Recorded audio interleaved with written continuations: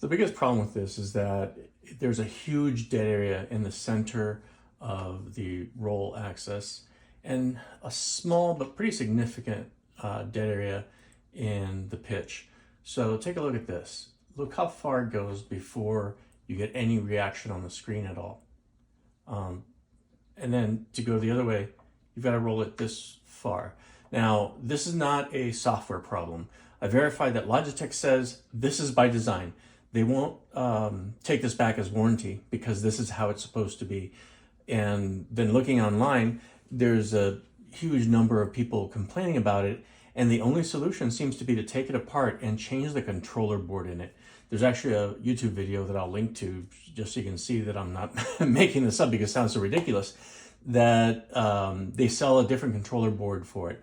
I think the correct solution is what I did, which is this is going right back to Amazon, and I ordered myself the system from Honeycomb. So look how far it goes before you get any reaction. Now imagine you're coming into land and you get a little side wind and your wings do this.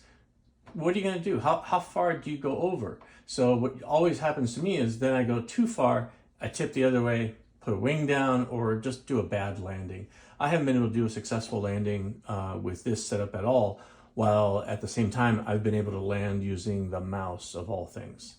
So I've got this angle gauge here, which I am going to 0 in the left rotation. Okay, so that's 0 right there. And we're going to turn it the other way till we get a reaction. That's 16 degrees. Yeah, we have about 16 to 18 degrees of rotation before we get any reaction. That's just ridiculous. Now in this axis, there's ½ inch pull plus another ½ inch or ¼ inch of push. The pull direction is more biased. So again, as you're trying to achieve stable flight, right? You're trying to maintain that couple of degrees of stable that it takes for a stable flight, and same thing with forward and back. It's impossible. I just can't keep a stable flight with this controller. Now, a secondary problem we have is number one, this is not smooth, and I've worked it back and forth a lot. It's got a bunch of grease on it. I cleaned some of it up, but it's very greasy. But it's creaky and jumpy. It doesn't have good smooth control. On top of that, the springs add up. So if you do a full rotation and a full push, it's pushing back hard.